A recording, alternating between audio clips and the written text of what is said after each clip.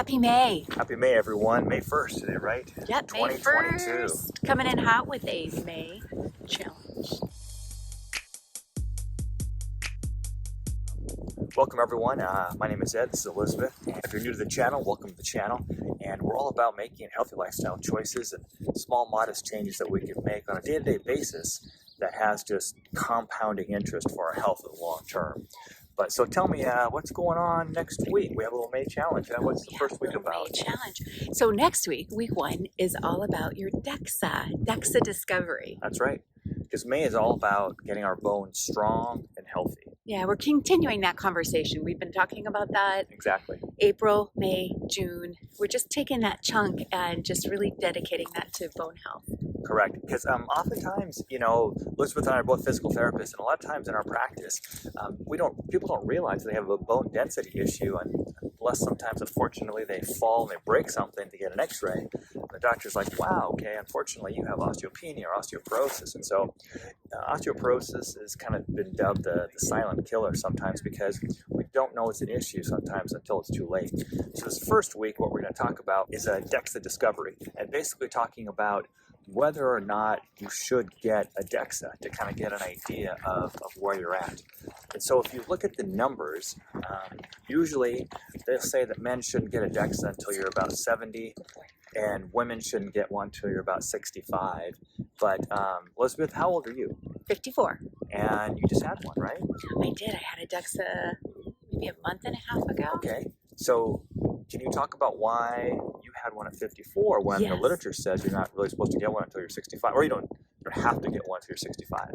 Yeah, I had a significant risk factor. Oh. And the good news is that I share the whole story with you in the blog this week. Oh, and how would you access that blog? Well, you can, if you're in the Facebook group, we'll post it there. Mm-hmm. You can go to our blog, livewellbeyond50.com. You can go to the membership site, Live Well 50 membership site. Yeah, there's a lot of places you can access that blog. So we'll put the links down below in this video. And so if you want to join the Facebook group, you want to check out the livewell50.com membership site as well too. So exactly right. So Elizabeth has some risk factors. And so what we tell our clients is that, yes, the literature says if you're a woman, you don't need to check it until you're about 60.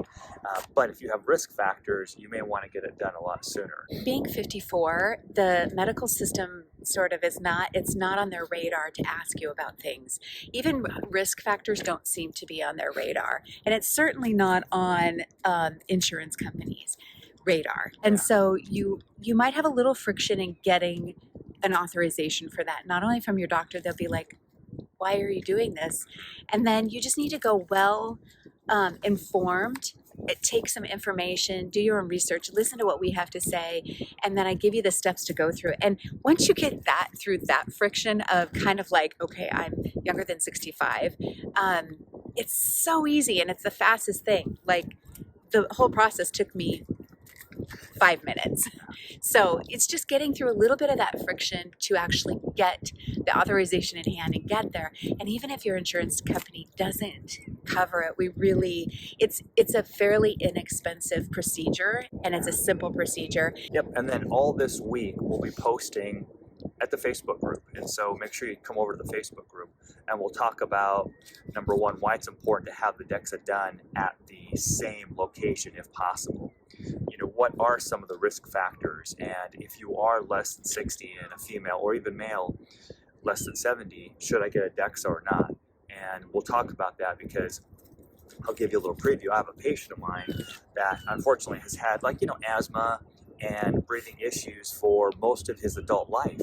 He is in his probably mid-40s right now, and so he's been on corticosteroids for probably 20-some years, and he had no idea that was a risk factor for bone health, because what happens is the medication interferes with the ability of the body to keep and maintain healthy bone.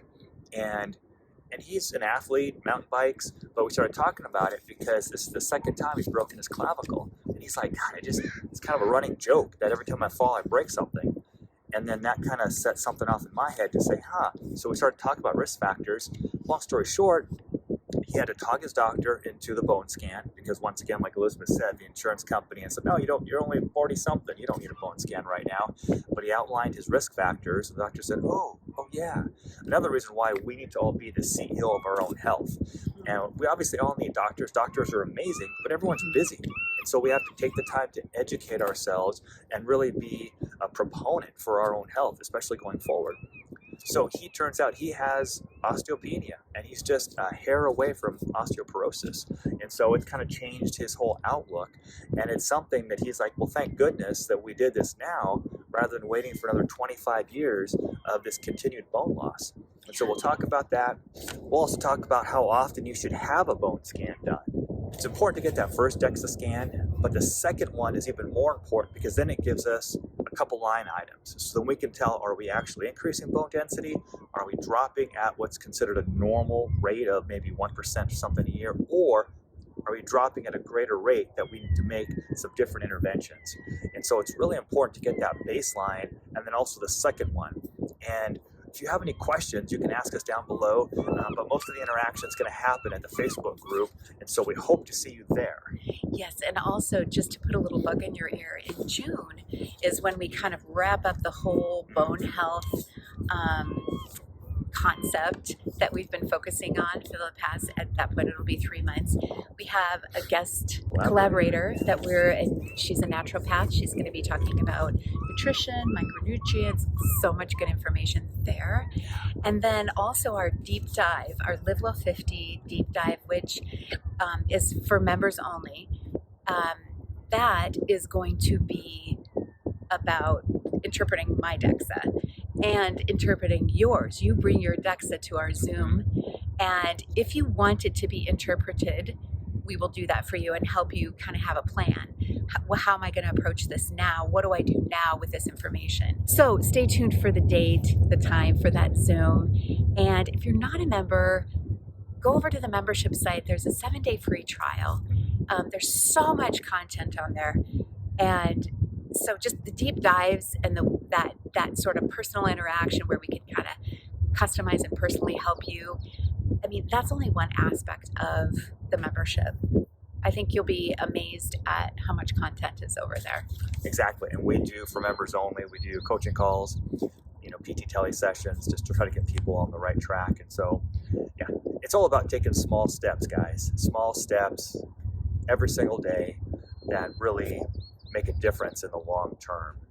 And that's really what we want to, that's a gap we want to fill for you, is to take all the information that's out there and help you siphon it, really simplify it. Sure. What are the most important things? Where's some good resources? How do I approach this situation? This is really what our mission is at Live Well 50. And we're connecting the dots for you. I mean, there's a lot of information out there, of course, and you can do it yourself. And for some of those people, that's great. But for a lot of us, I know I'm the kind of person sometimes, if it's out of my area of specialty, I kind of like someone to lead me, to be a guide.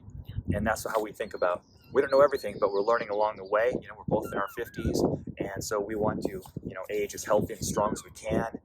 We have a whole lot of life ahead of us, but we know we got to do things every single day that are going to allow that to be possible. If you've made it this far, thank you for watching. If you have any questions, leave us down below. And remember, the action plan is to go to the Facebook group, links down below, and stay tuned all week. And then why don't we tell them what's coming in the next week challenge?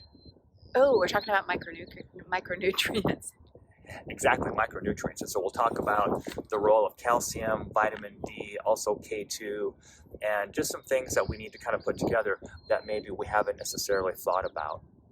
And some easy ways to do that. So let's say you are, I'm flexitarian, I would say, but I don't eat any dairy or eggs, or it's occasional meat for me. And so how can you get your calcium if you're not consuming dairy particularly, but just because it's a high dose? But we'll talk about savvy ways to kind of get these micronutrients that will be helpful for and supportive for bone health. All right, guys, thank you very much. We will see you all in the Facebook group, and then we will see you next week for challenge number 2. Feel good, live well.